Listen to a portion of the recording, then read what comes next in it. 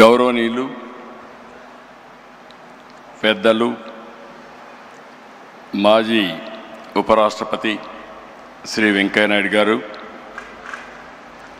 గౌరవనీయురాలు కేంద్ర health family welfare సహాయ మంత్రి శ్రీమతి అనుప్రియ పాటిల్ గారు, కేంద్ర గ్రామీణ శాఖాభివృద్ధి కమ్యూనికేషన్ సహాయ మంత్రి గౌరవనీయులు పెమ్మసాని చంద్రశేఖర్ గారు, తెలంగాణ వైద్య ఆరోగ్య శాఖ మంత్రి గౌరవనీయులు దామోదర్ నరసింహ గారు,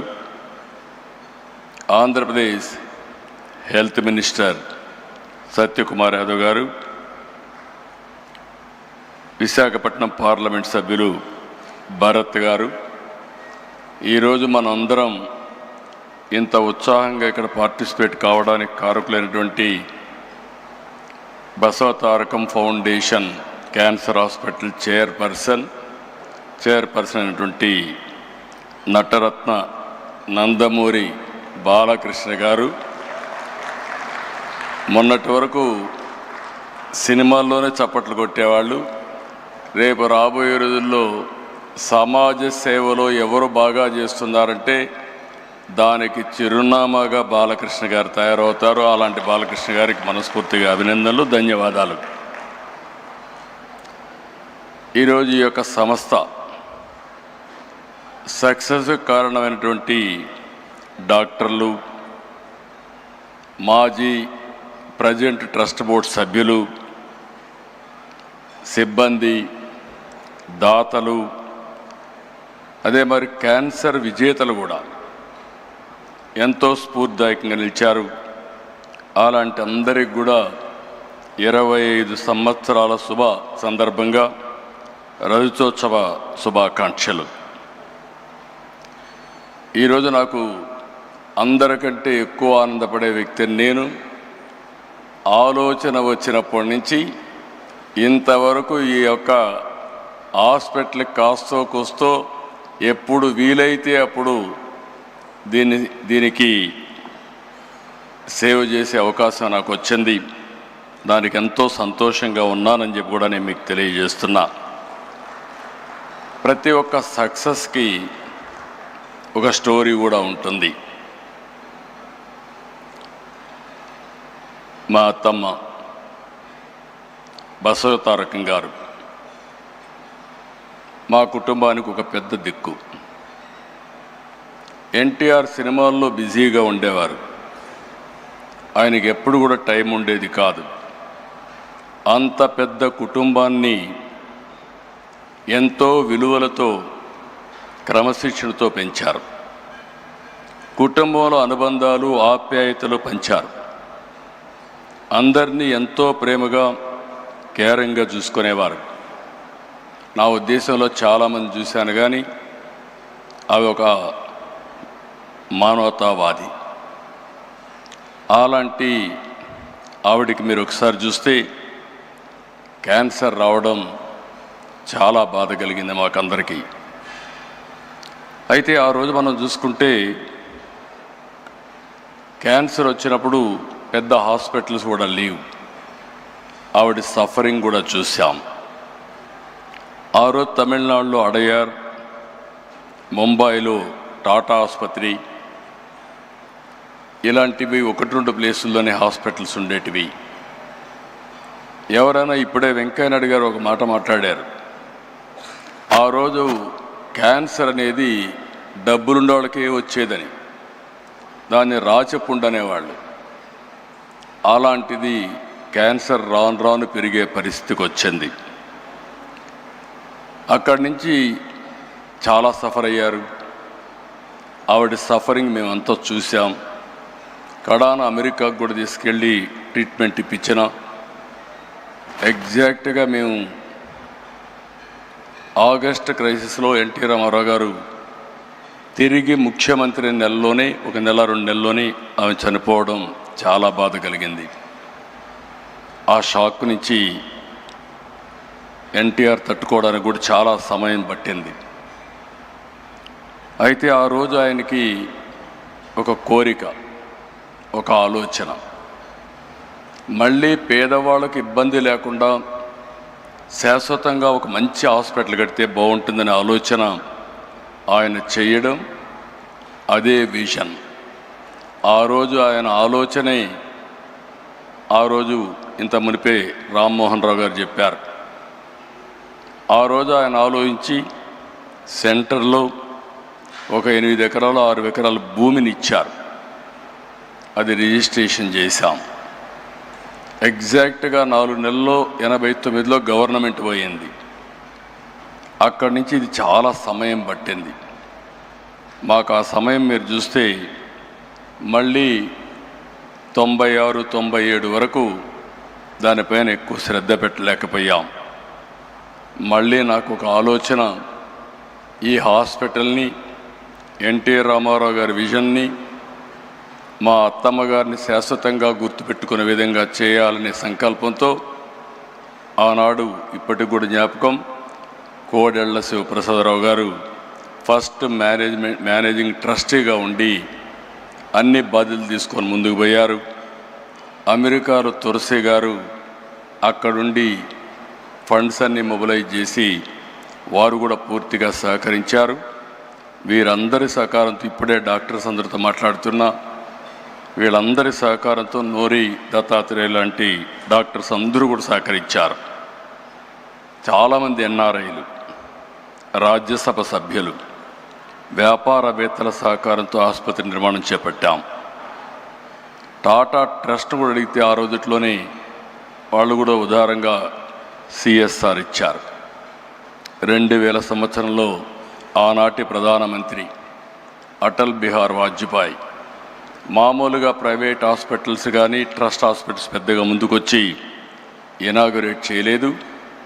పిలిచిన వెంటనే ఎన్టీ రామారావు గారి పైన అభిమానంతో, అంతేకాకుండా నాకుండే సన్నిహిత సంబంధాలతో ఆయన వచ్చి 100 పడకల ఆసుపత్రి ప్రారంభించాం.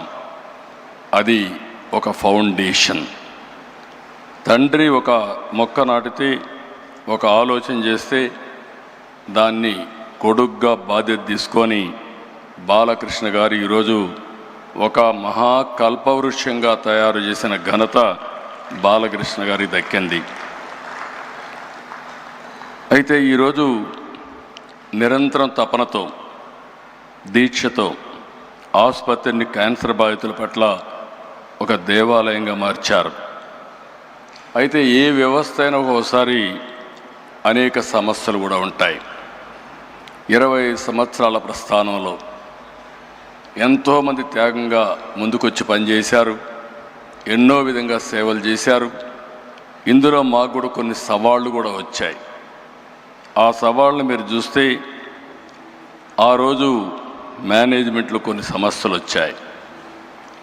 ఆ సమస్యలు వచ్చినప్పుడు ఈ యొక్క వ్యవస్థ మనుగడ ఉంటుందా అనే అనుమానం కూడా వస్తే, అలాంటి సమయంలో మేమందరం అనుకుని ఎవరైతే దీన్ని నడిపించగలుగుతారనుకుంటే గుర్తొచ్చిన వ్యక్తి బాలకృష్ణ గారు. బాలకృష్ణ గారికి 15 సంవత్సరాల మునుపు ఈ బాధ్యత తీసుకుంటే ఈరోజు బ్రహ్మాండంగా పనిచేయడమే కాకుండా రాబోయే రోజుల్లో తిరుగులేని వ్యవస్థగా, అన్స్టాపబుల్గా దీన్ని ముందుకు తీసుకెళ్తున్నారు. ఆయన ఎప్పుడు కూడా బిజీగా ఉంటాడు.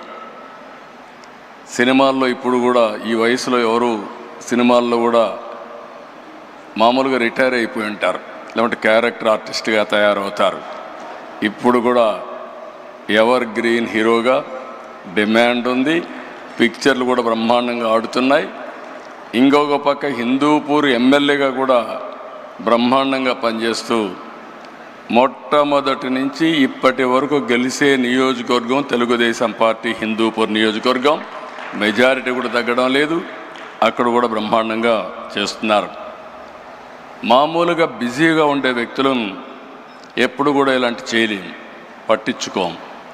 ఒక ప్యాషన్ ఉంది, ఒక ఎంపతి ఉంది, ఒక కంపాషన్తో పనిచేస్తూ ఉంటాడు. ఎంత బిజీగా ఉన్న క్యాన్సర్ ఆసుపత్రికి వెళ్ళడం, ఆయన క్యాన్సర్ పేషెంట్తో వ్యవహరించే తీరు చాలా, అంటే ఆయన మనసులో ఒక ఆవేదన, చేయాలనే తపన, అందువల్లనే ఈ సంస్థ ఈ స్థాయికి వచ్చింది. నేను చాలాసార్లు చాలామందిని చూశాను. ఒక ప్రైవేట్ ఆర్గనైజేషన్ పెడితే కూడా కష్టపడిన ఈ సమయంలో బాలకృష్ణ గారు ఒక నాన్ ప్రాఫిట్ ఆర్గనైజేషన్ పెట్టి ప్రపంచమంతా తిరిగి డొనేషన్స్ కలెక్ట్ చేయడమే కాకుండా సిఎస్ఆర్ కోసం పదే 10 మందికి చెప్పి ఒక సేవాభావంతో ముందుకు పోయారు. దానివల్లనే ఈరోజు ఈ వ్యవస్థ ముందుకొచ్చే పరిస్థితికి వచ్చింది. 25 సంవత్సరాలు ఈరోజు వ్యవస్థ వల్ల వేలాది కుటుంబాలకు ధైర్యాన్ని ఇచ్చింది, వెలుగునిచ్చింది. ఒక చిన్న ముక్కగా పెట్టిన ఇది 650 పడకల ఆసుపత్రి, 250 మంది పైన నిపుణులైన వైద్యులతో బ్రహ్మాండమైన సేవలు అందిస్తున్నారు. ప్రతి సంవత్సరం 3 లక్షలకు పైగా అవుట్ పేషెంట్లు, 90,000కు పైగా ఇన్ పేషెంట్లకు సేవలు అందిస్తూ ఉంది. సంవత్సరానికి 8,000 ఆపరేషన్లు చేస్తున్నారు. 22 మందికి ప్రతిరోజు ఆపరేషన్ చేసే పరిస్థితికి వచ్చారు.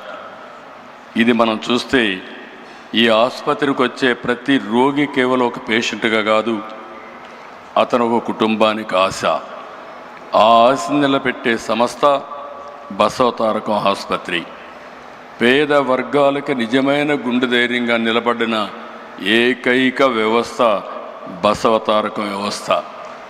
మన రాష్ట్రంలోనే కాదు, తెలంగాణ, అటు 2 రాష్ట్రాలు తెలంగాణ, ఆంధ్రప్రదేశ్, కర్ణాటక, మహారాష్ట్ర, ఒరిస్సా, ఇతర రాష్ట్రాల నుంచి కూడా ఇక్కడికి వస్తున్నారు.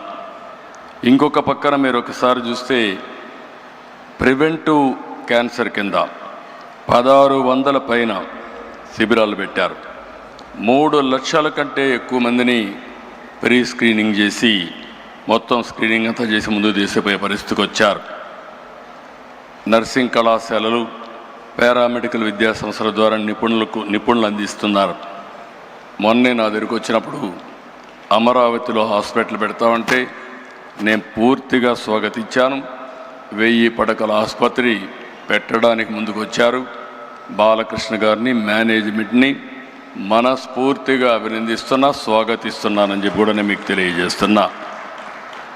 ఇంకొక పక్కన ఈరోజు దేశంలోనే అనుప్రియ పాటిల్ గారు చెప్పారు, క్యాన్సర్ కానీ అదే మరిగా అనేక డిసీజెస్తో బాధపడే కేంద్రం కూడా అనేక విధాలుగా ముందుకు వస్తూ ఉంది.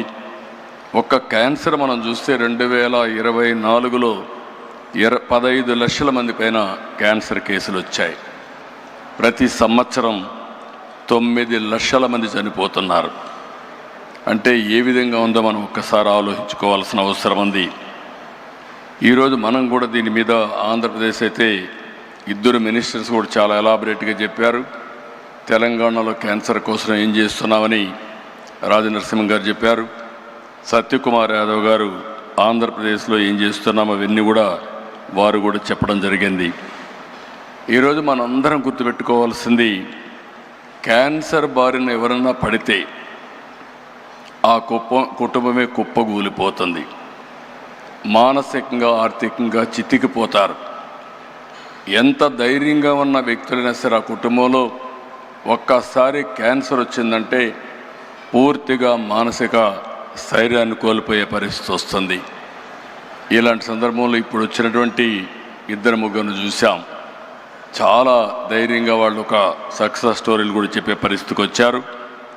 ఎప్పుడైనా సరే బ్రెస్ట్ క్యాన్సర్లో మనం ముందుగా డిటెక్ట్ చేయగలిగితే మనం చాలా వరకు నివారించుకునే పరిస్థితి ఉంటుంది. దీనికోసం ప్రివెంటివ్, ప్రిడిక్టివ్, క్యూరేటివ్ విధానాన్ని మనం అవలంబించాల్సిన అవసరం ఉంది. నేను ఒకటే బసవతారకం హాస్పిటల్ మేనేజ్మెంట్ కోరుతున్నా, ఆ రోజు నుంచి ఈ రోజు వరకు చూశాను. సమైక్య ఆంధ్రప్రదేశ్లో కూడా ఈ హాస్పిటల్కి అన్ని ప్రభుత్వాలు ఆదరణ చూపించాయి. విడిపోయిన తర్వాత కూడా 2 ప్రభుత్వాలు, ఏ ప్రభుత్వాలు వచ్చినా అందరూ కూడా సహకరించారు. ఆ విధంగా సహకరించిన అన్ని ప్రభుత్వాలకి, అన్ని పార్టీలకి మనస్ఫూర్తిగా అభినందనలు తెలియజేస్తున్నా. మనం గుర్తుపెట్టుకోవాల్సింది ఈ ఆర్గనైజేషను నాన్ ప్రాఫిట్ ఆర్గనైజేషన్. ఈరోజు దేశంలో కొన్ని మోడల్స్ రావాల్సిన అవసరం ఉంది. పబ్లిక్ హెల్త్ ఒకటే, గవర్నమెంట్ ఒకటే, హెల్త్ సెక్టర్లో అందరూ ఆరోగ్యాన్ని కాపాడలేం. ఇటీవల ప్రైవేట్ సెక్టర్లో కూడా చాలా హాస్పిటల్స్ వస్తున్నాయి. అయితే ప్రైవేట్ సెక్టర్లో వచ్చే హాస్పిటల్లో లాభార్జన ఉంటుంది, షేర్ హోల్డర్స్ కానీ అన్ని విధాలుగా. అలాంటి సమయంలో నాన్ ప్రాఫిట్ ఆర్గనైజేషన్స్ రాగలిగితే, సమర్థవంతంగా పనిచేయగలిగితే నిజమైన పేదలకు నిజమైన వైద్య సేవలు జరిగే పరిస్థితి వస్తుంది. అది రావాలంటే బసవ తారకం లాంటి నాన్ ప్రాఫిట్ ఆర్గనైజేషన్స్ ఇంకా ఎక్కువ రావాలని మనస్ఫూర్తిగా ఆకాంక్షిస్తున్నాను. అది వచ్చినప్పుడే ఇవన్నీ కూడా సాధ్యం అవుతాయి. ఇక్కడ ఈ సందర్భంలో నేను ఒక్క విషయం ఇక్కడ చెప్పాలి. ఎన్టీఆర్ వేసిన ఫౌండేషన్ ఇప్పటికే కొంతమంది చెప్పారు. మేము ఆయన ఆశయాల కోసం ఒక రాజకీయ పార్టీలో పనిచేస్తున్నాం. ఒక ఫిల్మ్ యాక్టర్గా బాలకృష్ణ గారు బసవ తారకం ఆసుపత్రిని బ్రహ్మాండంగా నడిపిస్తున్నాడు. ఇంకొక పక్క డాక్టర్ అయినటువంటి మా మిస్సెస్ భువనేశ్వర్ గారు ఎన్టీఆర్ మెమోరియల్ ట్రస్ట్ పెట్టి, ట్రస్ట్ ద్వారా తలసేమియా కానీ, ఎడ్యుకేషన్ కానీ అనేక సేవా కార్యక్రమాలు చేస్తున్నారు. ఇవన్నీ చూసినప్పుడు ఒక వినూత్నమైన కార్యక్రమాలకు నాంది పలికారు. ఇద్దరు పిల్లలు కూడా కొడుకు తల్లి పేరు పెట్టుకొని సేవా కార్యక్రమాలు చేస్తే, కూతురు తండ్రి పేరు పెట్టుకొని సేవా కార్యక్రమాలు చేసే ఏకైక కుటుంబం ఎన్టీఆర్ కుటుంబం. ఇద్దరికీ డబ్బులు అవసరం లేదు. బాలకృష్ణ గారు ఈ సమయం పెడితే ఇంకొక సినిమాలో యాక్ట్ చేసి కొంచెం డబ్బులు వస్తాయి. ఆవిడ ఈ సమయం ఖర్చు పెట్టి నేరుగా పోయి హెరిటేజ్లో కూర్చుని డబ్బులు వస్తాయి. కానీ ఇద్దరు కూడా ఇక్కడ పేదలకు సేవ చేసినప్పుడు ఉండే ఆనందం అక్కడ వ్యాపారం చేసినప్పుడు కానీ, యాక్టింగ్ చేసినప్పుడు వచ్చే డబ్బులతో కాదు. అది ఆ రోజు ఆ కుటుంబం యొక్క విశిష్టత అని చెప్పి కూడా నేను మీకు తెలియజేస్తున్నా. ఆ పుణ్య దంపతులు ఎక్కడున్నారు, స్వర్గం నుంచి నిండు మనసుతో ఆశీర్వదిస్తారు. ఆ పుణ్య దంపతులు చేసుకున్న పుణ్యం కానీ ఈరోజు అటు బాలకృష్ణ గారు, భువనేశ్వర్ గారు చేసే సేవల్ని మనస్ఫూర్తిగా అభినందిస్తూ నేను ఒకటే మీ అందరికీ విజ్ఞప్తి చేస్తున్నా. ఎక్సలెంట్ వర్క్ చేస్తున్నారు. నాకు కొన్ని సందర్భాల్లో కూడా కొన్ని సమస్యలు కూడా నాకు వచ్చాయి. ఆ సమస్యలన్నీ అధిగమించాం. ఇప్పుడు సేఫెస్ట్ హ్యాండ్స్ బాలకృష్ణ గారి ఆధ్వర్యంలో 25 సంవత్సరాలు చూపించిన ప్రగతి ఒక స్టేజ్ అయితే, రాబోయే 25 సంవత్సరాల్లో భారతదేశంలోనే నెంబర్ 1 నాన్ ప్రాఫిట్ ఆర్గనైజేషన్గా బసవ తారకం క్యాన్సర్ హాస్పిటల్ తయారై కొన్ని లక్షల మంది జీవితాల్లో వెలుగు చూపిస్తుంది. ఎవరైనా సరే విరాళాలు ఇవ్వాలంటే, మంచి పని చేయాలంటే మీరు చేయండి. మీరు చేసే ఓపిక లేకపోతే బెస్ట్ ప్లాట్ఫామ్ కూడా బసవ తారకం క్యాన్సర్ హాస్పిటల్ అని చెప్పి కూడా నేను మీకు తెలియజేసుకుంటూ 25 ఏళ్ళు సెలబ్రేషన్ చేసుకుంటున్నాం. మళ్ళీ బాలకృష్ణ గారి ఆధ్వర్యంలో 50 ఇయర్స్ సెలబ్రేషన్ కూడా చేసుకొని ఈ వ్యవస్థ ప్రగతి కోసం మనందరం కూడా ముందుకు పోవాలని మనస్ఫూర్తిగా ఆకాంక్షిస్తూ ఈరోజు ఇక్కడికి వచ్చిన శ్రేయోభిలాష్ అందరినీ పేరు పేరున మనస్ఫూర్తిగా అభినందిస్తూ అందరికీ నమస్కారాలు. జై హింద్.